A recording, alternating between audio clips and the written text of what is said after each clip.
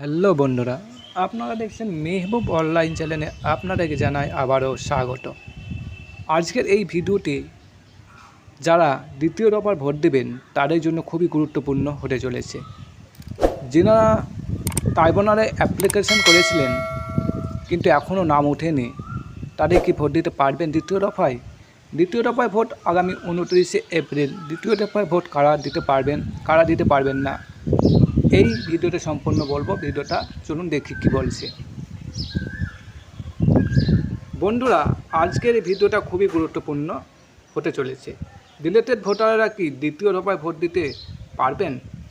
সম্প্রতি সোশ্যাল মিডিয়ায় এই খবরটি ভাইরাল হয়েছে। খবরটি ভাইরাল হচ্ছে, ফেসবুক, ইউটিউবে খবরটি ভাইরাল হচ্ছে।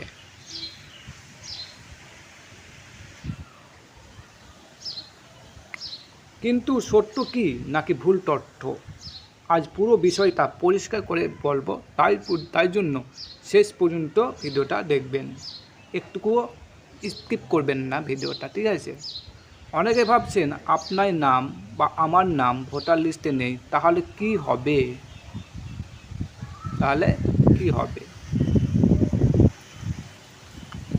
আবার ভোট দিতে পারবো তো?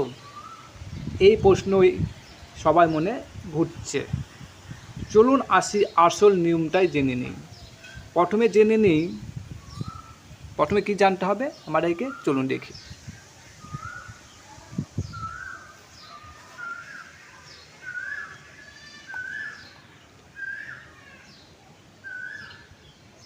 ভারতে কখনোই এমন কোনো নিয়ম দেয়নি। ভারতে কখনোই এমন নিয়ম দেয়নি যেখানে দ্বিতীয় দফায় ভোট দেওয়ার সুযোগ থাকবে। তাহলে ভাইরাল খবরটি কোথা থেকে আসছে? আসলে ক্ষেত্রে আদালত ও নির্বাচন কমিশনে কি বলেছেন যে ভোটার তালিকার সংশোধনের সুযোগ দেয়। যদি আপনার নাম ডিলিট হয়ে যায় তাহলে আপনি আবার আবেদন করতে পারেন। ফর্ম 6 দিয়ে নাম তোলার সুযোগ রয়েছে, ঠিক আছে? বা বিএলও অফিসাই ঠিক করা যায়, কিন্তু ভোটের দিন দ্বিতীয়বার ভোট দেওয়ায় এমন কোনো নিয়ম নেই যে আপনারা দ্বিতীয় দিন ভোট দিবেন, সেটা কোনো নিয়ম নেই বলেছেন নির্বাচন কমিশন। অনেক সোশ্যাল মিডিয়ায় দেখাচ্ছে যে অর্ধেক তথ্য ছাড়িয়ে পড়ছে, যার কারণে মানুষ ভুল বুঝছে। মনে রাখবেন, ভোট দেওয়ার জন্য আপনার নাম ভোটার লিস্টে থাকা বাধ্যতামূলক, তবেই ভোট দিতে আপনারা পারবেন, না হলে আপনারা ভোট দিতে পারবেন না, ঠিক আছে? তারপরে কি বলছে,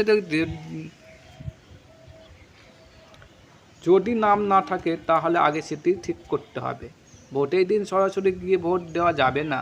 আপনার নাম ডিলিট হয়ে গেলে কি করবেন? আপনার নাম যদি ডিলিট হয়ে গিয়েছে তাহলে আপনারা কি করবেন, চলুন দেখি।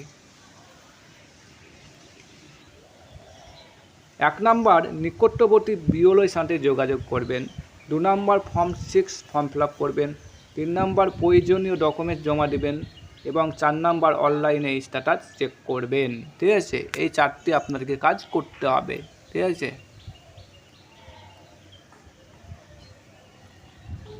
এই প্রক্রিয়ায় আপনার নাম আবার ফাইনাল ভোটার লিস্টে নাম উঠে যাবে। যদি না ওঠে, আপনারা ভোটের পর আপনাদের নাম খুব শীঘ্রই উঠার চেষ্টা করবে, ঠিক আছে? বন্ধুরা, আজকে এই ভিডিওটা আমরা জানালাম যে ডিলেটেড ভোটাররা সরাসরি দ্বিতীয় দফায় ভোট দিতে পারবেন না। তাহলে সোশ্যাল মিডিয়ায় দেখতে পাচ্ছি দ্বিতীয় দফায় ভোট দিতে পারবেন সবাই, কিন্তু সরাসরি দ্বিতীয় দফায় ভোট দিতে পারবেন না যারা ডিলেট রয়েছেন। যদি আপনার নাম ট্রাইব্যুনাল লিস্টে নাম আছে তাহলে আপনারা ভোট দিতে পারবেন, না হলে আপনারা ভোট দিতে পারবেন না, ঠিক আছে? তবে নাম ঠিক করার সুযোগ আছে এখনও, তবে নাম ঠিকঠাক ঠিক করে নেবেন, ঠিক আছে? তাই জন্য আপনাদেরকে বললাম যে আপনাদের যদি কারো নাম ডিলিট হয়ে গেছে, ট্রাইব্যুনাল অ্যাপ্লিকেশন করেছে না, ট্রাইব্যুনাল লিস্ট আগামী 27 বা 28 তারিখ একটা দেবে, সেই লিস্টে যদি আপনাদের নাম থাকে তাহলে আপনারা ভোট দিতে পারবেন, না হলে আপনারা ভোট দিতে পারবেন না। এবং আগামী 4 মে ফাইনাল ভোটারের রেজাল্ট হবে, কে এই বছর জিতবে সেটা আমি বলছি না, বিশ্লেষণ করছি না। তো আপনারা ভোট দেবেন দ্বিতীয় দফায় 29 এপ্রিল ভালোভাবে মানে সুষ্ঠুভাবে। তো এই ভিডিওটা যদি আপনারা ভালো লাগে অবশ্যই বন্ধুদের মধ্যে শেয়ার করুন, যাতে সবাই তথ্য বা সঠিক তথ্য জানতে পারে। ধন্যবাদ, আবার দেখা হবে পরের ভিডিওতে। Bye bye.